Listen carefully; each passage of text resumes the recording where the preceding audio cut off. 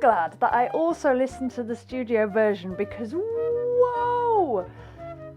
Oh my God. I'm going to say this now. I don't think anybody I've ever heard, and I don't think I will ever hear ever again in my life, a flute player who can... Well, hello, and welcome to my channel. My name is Claire. I'm a flute player from Hull, East Yorkshire in the UK, and I'm back trying to find out if a track that features a flute is indeed worthy of the title of being Flutifull. Now today I am very, very excited because not only have I previously reacted to this flute player and was just blown away by their amazing skill, but this track is one that is very close to my heart. So I'm going to be reacting to the theme from Star Trek by Maynard Ferguson. So, just before we get to the track today, if you follow me, you will know that one of my passions is indeed Star Trek. And not only do I love the show, but I've also covered many of the themes myself on the channel, and I love to share them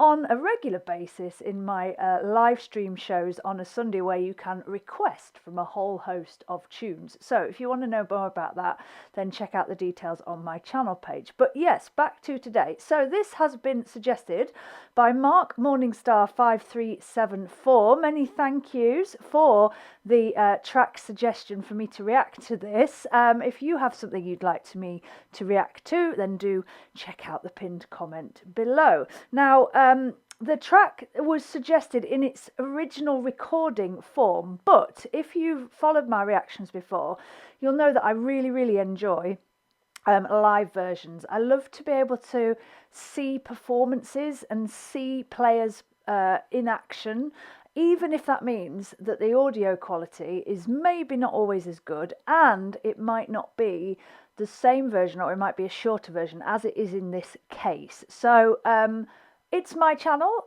that's my decision, and I'm going to stick with it. So we are today listening to this track from a live version from the Make Douglas show. Now, let's give you a few more facts about this. So, of course, the track itself was written by Alexander Courage, and this is Maynard Ferguson's version from his Conquistador album, which was his 9th album, released on Columbia Records. And not only does it feature the Star Trek theme, but it also features the theme from Rocky as well. Now, it was the most successful album of Ferguson's career and earned him his first and only gold record, and indeed a Grammy nomination. Now, for all you Trekkies out there, here is another Trekkie Flutifull fact for you on this. Jay Chataway was the producer of this album, and you may know that name as he composed several of the Star Trek themes, including Next Generation, Deep Space Nine, Voyager, and Star Trek Enterprise. So very, very excited to hear this today. The flute solo is by Bobby Militello, who performed many times with Dave Brubeck and his quartet and Maynard Ferguson, and he did feature previously on my reaction to Maynard Ferguson's Scheherazade. If you haven't seen that, I will pop out a link up there so you can go and check it out. Anyway, I'm very excited to see this today. Here we go.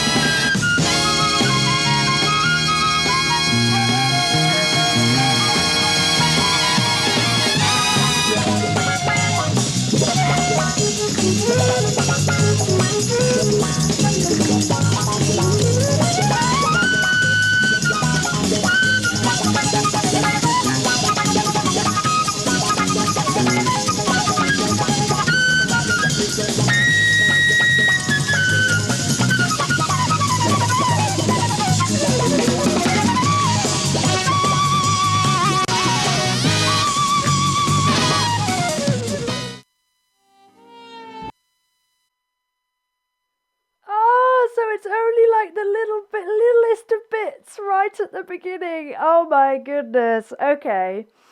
Do you know what? I might have to go and pull out the studio version, might I, and just clip that onto the end of this, because amazing. But let's talk about this to start with. It's just ace, isn't it? It's just the best theme to put on brass, and the best theme to kind of put into this style, because it's just so cool. It's just really cool. I love the walking bass line. I think that's amazing. And what a sound. So tight, so, yeah, brilliantly done. And, well, let's talk about that little flute solo, and then we'll get to the main event. I'm going to put the studio version on the end of this. Just, his fingerwork is incredible. That's the first thing that strikes me. He's got such a solid sound, and that, folks, is how you play into a microphone. Those of you who see my reactions before will know that I've often commented on posture and performing with mics and all that stuff. That is a masterclass. He's so solidly on the microphone, and there it is.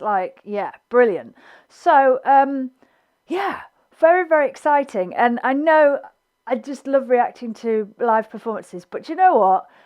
Let's get the studio version. Let's watch that now, and then we can really dive into what I think is probably a much longer flute solo. So here we go. Right, so I now have the studio version from the album. Let's do it. Here we go.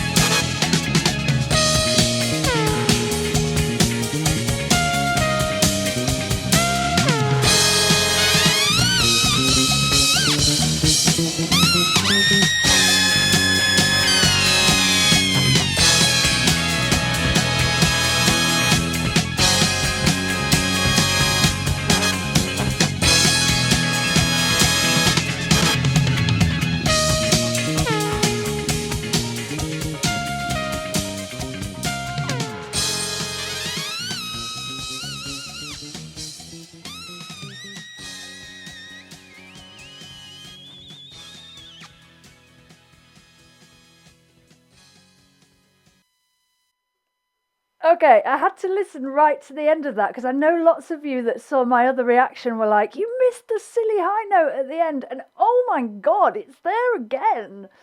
That's insane. He's off the scale, isn't he? I mean, I'm not a brass player. I know nothing really about brass, but oh my God, that's crazy. Anyway, am I so glad that I also listened to the studio version because, whoa!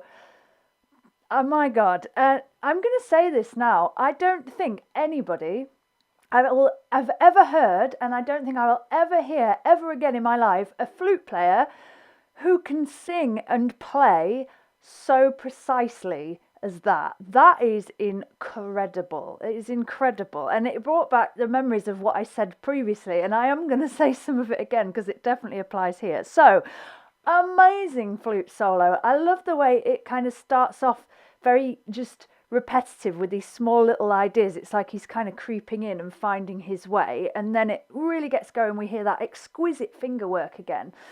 And I'm going to talk about the singing and playing, but the playing itself, when he's just playing and not singing, he's got such a precise, straight tone. And it really, really complements Maynard Ferguson's playing, because his playing is of course so precise and tone-wise, and it just rips. And the bends as well, pitch bends, they can both bend the pitch. They have such a great feel for pitch. And what they want to use it for expressively, that they just so, I can totally understand why these arrangements are as they are, because they just complement each other. It's like they are one and the same, but one's a trumpet and one's a flute. You know, it's awesome. But anyway, to the singing and playing. So if you're not familiar with this technique, let me just explain what is going on. So he is playing a note, as you usually would on the flute, but he's also using his vocal cords to sing. And we get that kind of sound. Now, often when players sing and play, it's quite a rough sound, and that's brilliant. That's what they want. That is part of the style. But Bobby Michelello is able to match his voice so well with the sound of the flute that quite often you're not even sure if he's singing and playing. When he stopped during this track, I thought, is he still singing and playing? Because he can match the pitch of his voice and the flute so precisely that they almost cancel each other out. I'll try right now. So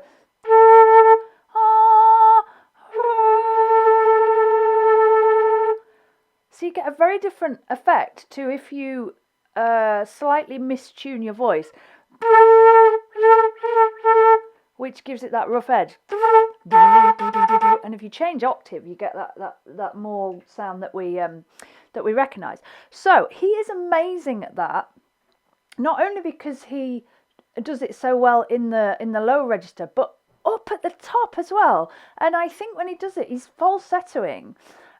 Because obviously when guys normally do it, they sing down the octave that they're actually playing. When I do it, I tend to sing exactly the same note. But for a guy to be able to do that so precisely and then take it right the way up, and then you hear these kind of screams that he kind of lets out, it's so unusual. It's so unusual and very distinctive, and he does it so well. And then he takes it right down as well and is able to do the same thing. But yeah, just the main thing that strikes me from a technical point of view is the pitch accuracy of his voice is incredible. And he's playing fast passages as well and completely matching the voice to it. So that is not easy. And I'm betting my house that this was an improvised solo. So that means he's thinking about what he wants to play and playing it in the moment and singing the exact same notes at the same time, which is quite a feat. It's quite a feat. I love the fact that this adds to the idea of this being the Star Trek theme, and it becomes quite spacey as well, and how we have that lovely synth that I meant to comment on that in the live version right at the beginning. I love that synth intro is so cool, and I love the way the synth's used in the track here as well, so that's very, very cool. And yeah, just wonderful, just great. And I can tell by this is on many people's lists as one of the greatest kind of covers ever. And I think from just scanning through YouTube videos, it's a favourite with trumpeters to cover as well. And I can see exactly why, because it's just awesome. So thank you again for that suggestion. That has really put a big smile on my face. I hope it has you too. Like I say, if you want to hear my versions of some of the Star Trek themes, then you're welcome to check them out on my channel, or come along every Sunday where you can request for me to play them live. And we also spend quite a lot of time talking about Trek and space as well. So if you're a fellow Trekkie, then, come. What am I doing the rock sign for? If you're a fellow Trekkie, wrong one, come and join me on a Sunday, and you will be in good company. Right, but there we are. Yeah, also send me your suggestions for more tracks for me to react to that feature flutes and related instruments. I'd love to add them to my growing list. Yeah, definitely Flutifull. Awesome. I'm going to be smiling all day. I hope you are too. I hope you can join me again soon. Thanks for watching. Take care.